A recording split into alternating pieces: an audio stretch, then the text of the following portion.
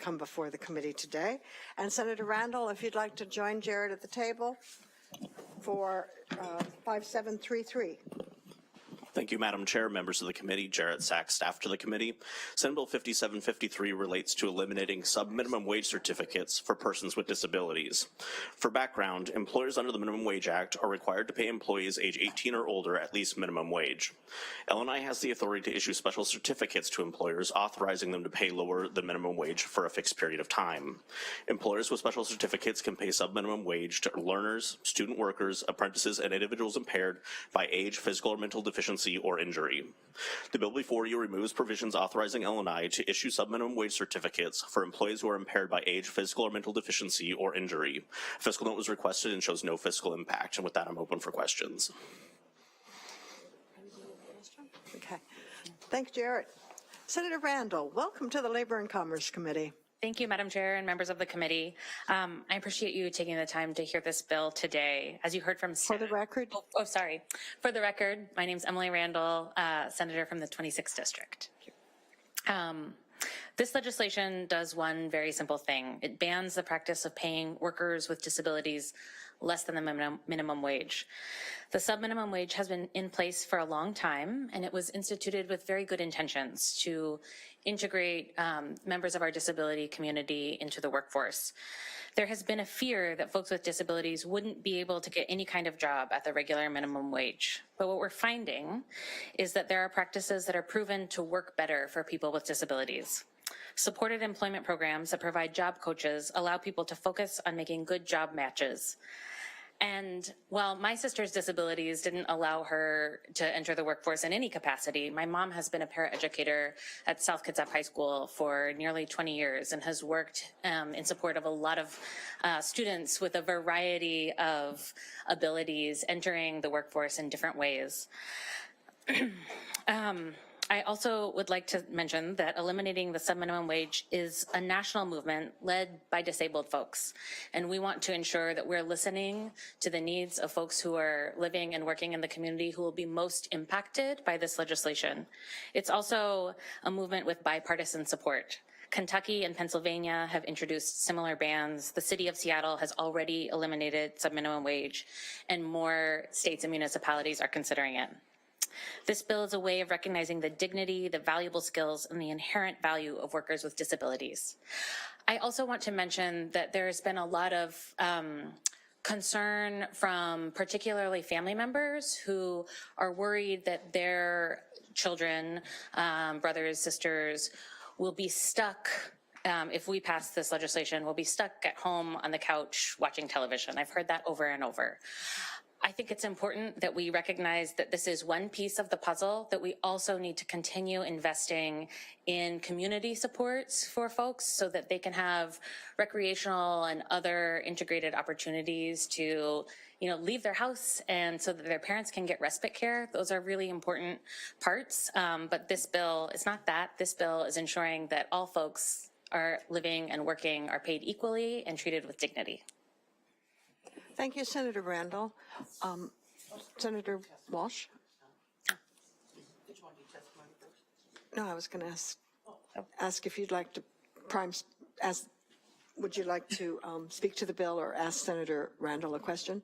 I guess I would. Okay. And obviously, I have some concerns about this bill. I also grew up with a brother with disabilities who's working in a structured workshop back in Ohio right now, and he doesn't make minimum wage, but he does make a paycheck, and he makes that paycheck because some gracious employer decided that they were going to hire someone with a pretty bad disability to be able to work and do something meaningful in life, which I think is terrific.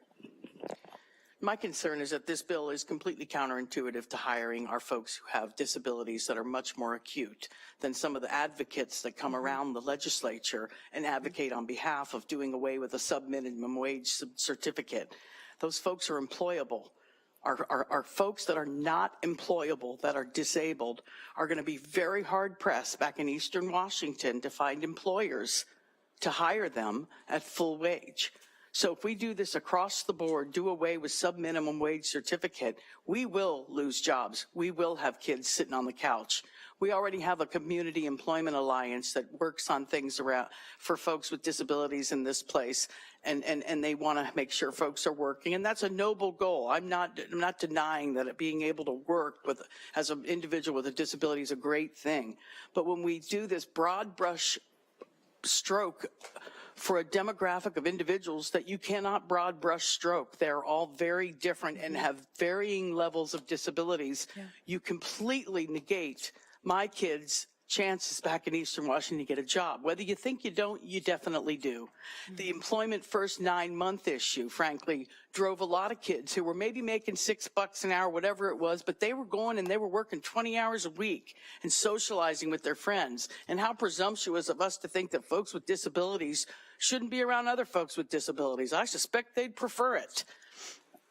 So at some point, you know, it's great to get a job for minimum wage for a few hours a week with your coach, who's also making $75 an hour to find you that job. We have totally skewed priorities about how we're appropriating money for our folks with disabilities and taking away an option of them being able to go and work, thus providing their families who have kept them in their homes and not institutionalized them, saving the state millions, literally millions of dollars.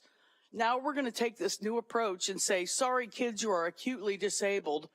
You're never going to be able to work. It's way too expensive to have you work. And now your folks who keep you in their homes don't get the 20 hours of respite when you used to go to the pre-vocational workshop every week or go to the day center to learn hygiene or learn some other basic life skills. I mean, I love in a perfect world that we could employ every person with disabilities, Emily, but I got to tell you, it's not going to happen. And this bill is going to set these folks back even further. I'm very passionate about this issue. I pray to God your bill doesn't pass. I'm sorry, I'm a definite no on it. But I would like you to really think about the ramifications. And please understand that the folks that are advocating here are not very severely disabled. And I understand that this bill will advantage folks that are in that category of disability. But my folks that are severely disabled, they will sit at home on the couch and they will lose with this bill. Thank you. Senator Walsh, did you have a question or? I'd say, wouldn't you agree, but I don't think she does. Senator Randall, thank you for presenting your bill. We have several people signed up in to testify in support of this bill, and I'm going to try and limit testimony to 2 minutes each because we have a lot of people, and you might want to address the concerns of Senator Walsh in your testimony if you can. Sean Bickley,